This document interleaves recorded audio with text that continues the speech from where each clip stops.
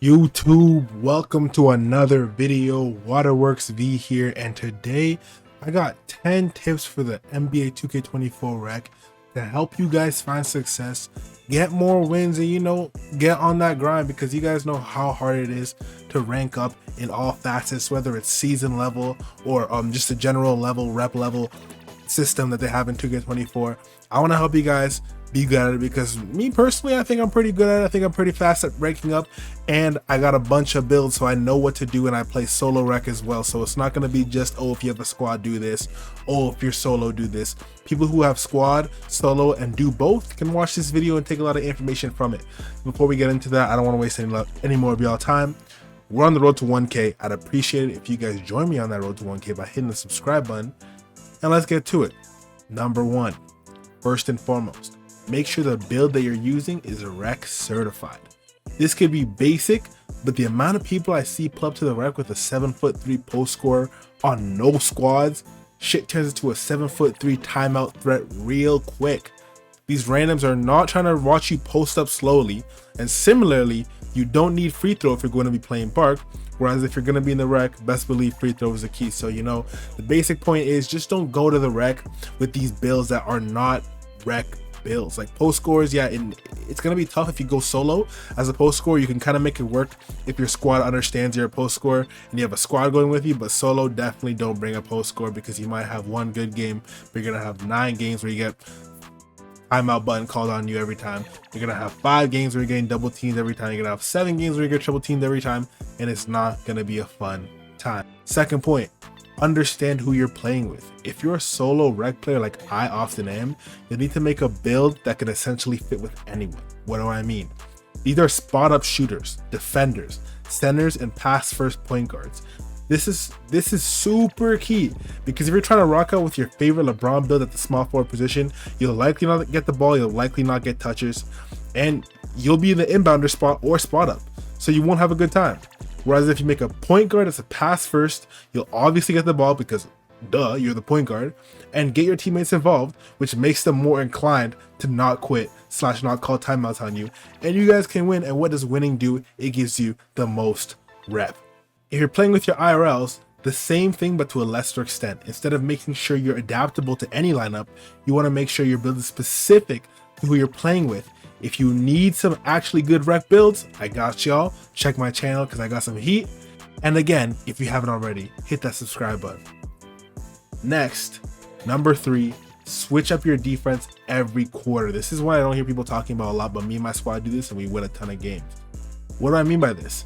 This doesn't only work with a squad. Keep this in mind. If you're a solo player, this can work too, where you can, if you are playing man, you can switch to zone as a squad. If you're a solo player, if you're playing tight, you can sag off. If you're a solo player, playing tighter or playing the passing lanes will encourage them to do backdoor cuts. But if the whole first quarter you're playing in a way to make them not do backdoor cuts, they're not going to take it, and when they start doing it, you're going to get the steal. You're going to shock them, and they're not going to be able to just predict what your defense is going to do and pick you apart like that. A big reason defenses don't work is because it gets predictable. The point guard can call out what's going to happen, and they can do that and adapt to it. Make them adapt to your defense changing, and don't adapt to their offense dicking you down. Okay, this will help you make so many more wins, so many more baskets, so many more steals, so many more defensive stops. And yeah. Next, number 4, have a shooting big, and needless to say, hopefully a shooting guard. If you're coming to this rec with a non-shooting anything, you deserve to have your PS4 broken, PS5 broken. If you're coming to the rec with a non-shooting guard, you deserve your internet taken away forever. But a lot more people do with the bigs, which is more understandable, but at the same time, like, it just doesn't work. Okay, it just does not work. You can't come to the rec a 5-on-5 setting and have a big that is in the paint only, because it makes the big clog the paint. A smart big will just clog the paint, and you will never get any drives off. And this is not real life, where you can dump off quickly and all that other stuff. People are just not going to jump. They're going to have their hands up, and you're not going to do shit, and it's going to be a bad time for all your teammates. Even more important, if you are not playing squads, you will literally ruin the game. You'll get your teammates will hate you. You'll get people quitting on you. You might get good stats, but if you lose every single game, what's the point? You know what I mean? Okay, you got 20 rebounds, but you lose every game. You're not going to get any buckets either, because, bro, they're just going to stand in the paint. They know what you're doing. You're not going to shoot. It helps no one. So keep those kind of builds to the 2's court, 3's court, depending on what you want to do, but it can't be on the rec or any kind of 5v5. Number 5, ironically, play 5 out. The best place, this kind of segues into it, the best thing you guys can do is play 5 out. Ain't nobody trying to run any other offense besides 5 out. You can play 4 out 1 in if it's in a motion setting, but you really can't play 4 out 1 in at all. Just run 5 out. It's the best thing you guys can do. You're gonna get open shots, set screens, roll, then 5 and get back out. Don't just sit there. This is not the NBA. This is not the NBA of the 1990s. This is NBA 2K24. You gotta play 5 out. Number 6, know your icon before the game starts. L1 and R1 is taken away out of the game. If you guys don't know, L1 and R1 is what you could have pressed before, and that would pass to the furthest person down the court. So to get extra 3 assists, because everyone knows when you start the game, you're like, oh bro, last game you were X, last game you were circle, last game you were square. It changes up on you before the game starts. As soon as the game starts, as soon as you hit tip, just take a look at what your icons are. This will help you. Trust me, guys. I know you've all had games that came down to the wire. An extra 3 points, extra 5 points, extra 8 points that you guys would have had if you had passed to the right icon will definitely help you in the long run. So trust me, this might seem kind of boring, might seem kind of basic, but understand your icons. 7, have a crashing guard on the O glass. If you look at my builds, if you look at my Magic Johnson build that I have up, if you look at my Charles Barkley build that I'm going to be releasing soon, you guys would understand that I use my builds and my guards always have offensive rebounding higher than defensive rebounding, even my bigs. The reason why is because a guard crashing is so much better than a big crashing. One, no one expects it, especially if you're a big guard like my Magic Johnson build. I can't stress how good this build is. Go look at it if you haven't looked at it. Not only are you fast, you're taller than other guards, you are going to hawk that ball down because none of them have a high defensive rebounding. And with your 80 plus offensive rebounding, man, you're going to get so many extra points, so many extra layups. Trust and believe. I've been doing this since 2K20. Always have at least one crashing guard, but I think a crashing point guard is the best thing to have. Next, number 8, switch your matchups, man. Switch your matchups. Everyone thinks that like you have to guard somebody based on this, based on that.